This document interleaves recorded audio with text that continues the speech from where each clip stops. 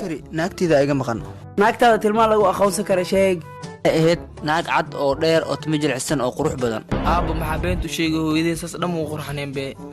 ayaa aamus nacala hooyada farxumadooda ku taale aan ula bedelay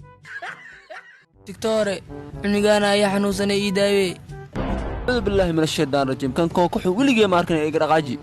maanta wax naaqsinta maxaa kugu dhacay war dhakhtarkaasoo buubuusi rabaa waayay keen daayarka ku qabtay ramayo wax ma ogidin xala taariikha dhacday haye horgaay iga qoslisiyay ay wuxuu ka qosolsiiyay gabadha istaadiskeeda waxay ku soo qortay good night ana u soo gaabsatay GN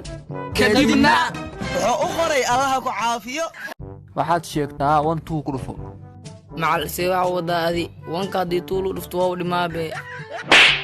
adigu waxaad sheegtaa 7 2 ku dhufo ana sheegay 7 hadii tuulu dhufto qaraxa dhalaa dadka dhan waa baabaaya niyo maanta suuq bakaara ku soo adeegtay haye maxaan soo gaday macmuus sawir ku soo gadaniyo amay macmuus video ay soo gaday afar hadii hal lagu daro 5 waaye macal ciyaara ku jirta adi jale waxay dhiisi 3 hadii lagu daro 5 waaye hadana waxay dhii afar hal ku dar 5 waaye marka aan ma ewaali adi qachan mobilka adabki ii soo gali dhiisi waa soo maagmaage yaa mata adiniyo